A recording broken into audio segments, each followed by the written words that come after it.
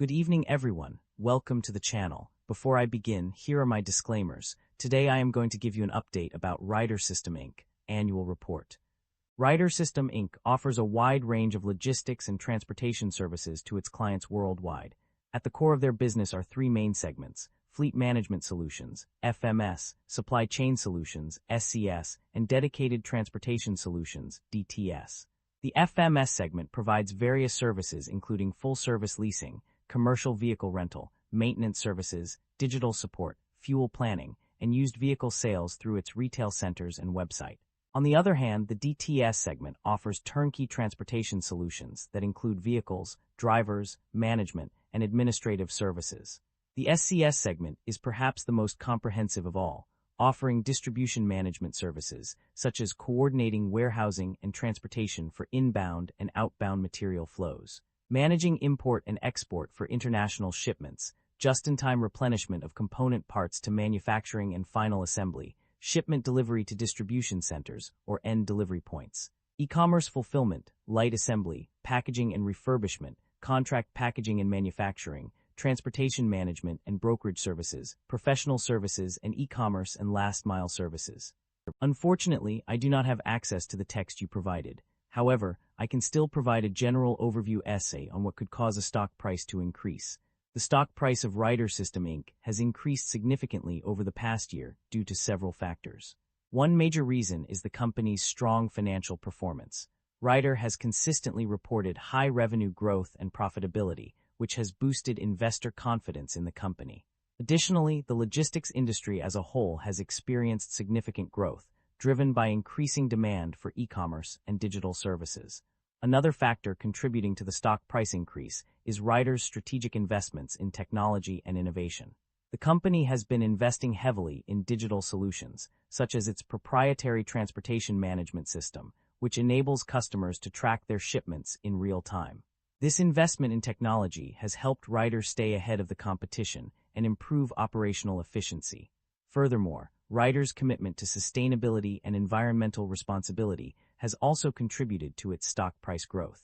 The company has set ambitious targets for reducing greenhouse gas emissions and has implemented various initiatives to reduce its carbon footprint. This focus on sustainability has not only improved Ryder's reputation, but also attracted environmentally conscious investors who are willing to pay a premium for companies that prioritize social and environmental responsibility. Lastly, the overall market conditions have also played a role in Ryder's stock price increase. The logistics industry has experienced a surge in demand due to the COVID-19 pandemic, which has led to increased investment in the sector. As a result, Ryder's stock price has benefited from this broader market trend. Ryder System Inc. market capitalization of $8 billion is materially smaller than most of its industry peers of roughly $16 billion. Ryder System Inc. trades at a higher price-to-earnings ratio of 17 times and a higher price-to-book ratio of 2.77 times relative within the industry. This makes the stock appear much more overvalued compared to its peers. However, the broader industry is also trading at elevated valuation levels, suggesting sector-wide optimism rather than company-specific overvalue. Investor should evaluate if the stock is worth its premium price. The company exhibits a very high leverage profile, with liabilities accounting for 81% of total assets. This elevated debt level warrants heightened caution, as it may limit the company financial flexibility and increase risk during economic stress. We have to further examine the industry and the nature of the business to determine if they justify the current valuation. Liabilities have grown faster than assets and equity, which is somewhat concerning. However, asset growth remains positive, suggesting management may be temporarily leveraging liabilities to fund expansion. Shareholder equity has grown consistently, but operating income growth is weak or inconsistent. Equity expansion may be driven by financing activities rather than core business profitability. The company has aggressively reduced its share count by more than 5%, while revenue, profits, and assets have grown.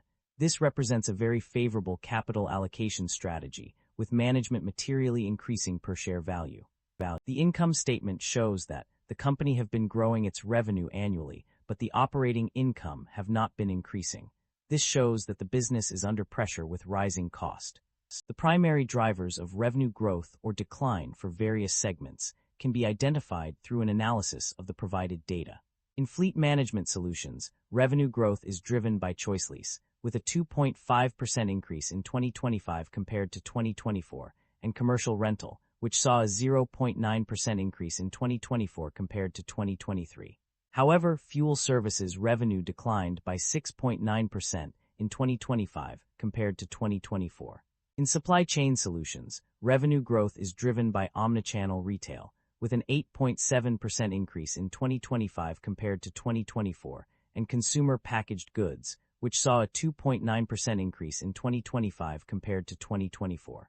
On the other hand, Dedicated Transportation Solutions experienced a significant decline in revenue due to the discontinuation of DTS services in Canada. The data also highlights the impact of operating lease payments on revenue growth, with an expected increase of $1.321 billion, 30% growth, from 2024 to 2025. Additionally, unsecured medium-term notes and pension contributions have contributed to revenue growth, with increases of $600 and $10 million respectively. Overall, the primary drivers of revenue growth or decline are driven by a combination of factors, including changes in market demand, product offerings, and operational efficiencies. Net income experienced a mixed trend over the years, with both increases and decreases observed. In 2025, net income reached $685 million, marking a 4% increase from 2024's figure of $661 million. However, this growth was preceded by a 7% increase in 2023 compared to 2022.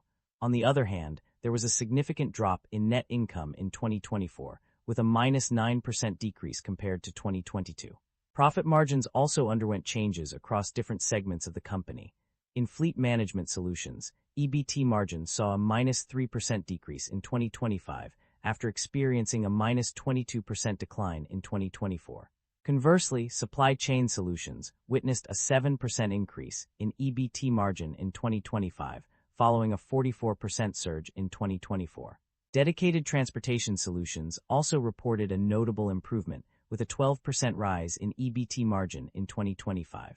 The overall profit margins for the company showed a slight increase from 2023 to 2025, rising from 4.2% to 4.6%. This indicates that despite fluctuations across different segments, the company's profitability improved over time. The company's financial performance indicates a significant improvement in its ability to generate cash flow from its core business operations. According to the provided summary, the company is generating positive operating cash flow, which is a crucial indicator of its financial health. A closer look at the numbers confirms this trend. On page 28, it is stated that the net cash provided by operating activities from continuing operations was $2.6 billion. This figure is also corroborated on pages 30, 39, 53, and 64, further solidifying the company's positive operating cash flow. This development is a welcome sign for investors and stakeholders, as it suggests that the company is able to cover its expenses and generate excess funds from its core operations. The consistent reporting of positive operating cash flow across multiple pages reinforces this conclusion, providing confidence in the company's financial stability. The performance of various segments and regions in the company's operations can be summarized as follows. Segments that performed well include Fleet Management Solutions, Supply Chain Solutions, and Dedicated Transportation Solutions. Fleet Management Solutions saw contractual earnings growth contributing to overall performance. Supply Chain Solutions achieved record sales in 2025 and experienced consistent revenue due to new business and higher customer volumes. Dedicated Transportation Solutions also showed improvement with a 2% increase in equipment contribution. On the other hand, segments that performed poorly include North America, which was affected by decreased customer demand for transportation and logistics services. The Dedicated Transportation Solutions segment faced high labor costs due to labor shortage challenges. Supply Chain Solutions also experienced difficulties attracting and retaining professional drivers, leading to poor performance. Management is emphasizing the importance of investing in customer-centric innovations to drive growth. This includes attracting and retaining top talent and executing disciplined capital allocation priorities. The company also expects to see growth in used vehicle sales and commercial rental, as well as an increase in demand for outsourced logistics. However, management acknowledges that there are risks associated with market conditions, including decreased demand due to general economic and financial conditions.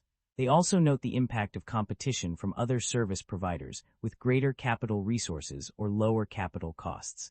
To mitigate these risks, the company has a diversified portfolio that will help absorb adverse downturns in specific sectors. In terms of managing its pension plan assets, the company is implementing a liability hedging investment strategy and gradually increasing allocation to high-quality fixed-income securities. This includes reducing equity investments in favor of fixed-income securities and periodic rebalancing of asset portfolios. The acquisition of Cardinal Logistics and IFS are also expected to contribute to growth, with Cardinal Logistics increasing scale and network density and accelerating growth in dedicated transportation solutions, DTS, while the acquisition of IFS expands product offerings to customers. Overall, management is focused on driving growth through strategic investments and managing risks through diversification and other measures. The company has demonstrated a commitment to returning value to its shareholders through both dividend payments and share buybacks. In terms of dividends, the company has consistently increased the cash dividend per share over the past 3 years, from $3.04 in 2023 to $3.64 in 2025.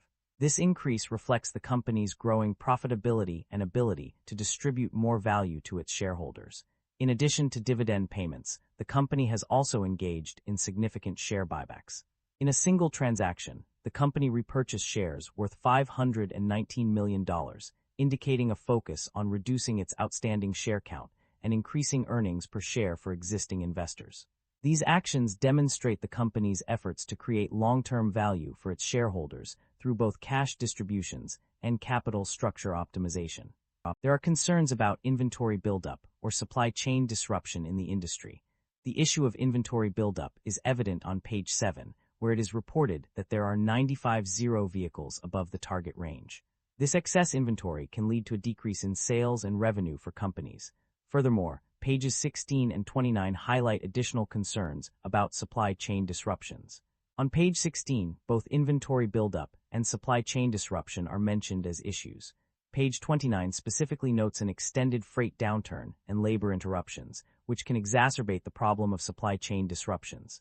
The end-of-period vehicle count on page 37 shows a decrease in power vehicles and an increase in trailers, suggesting that there may be imbalances in inventory levels.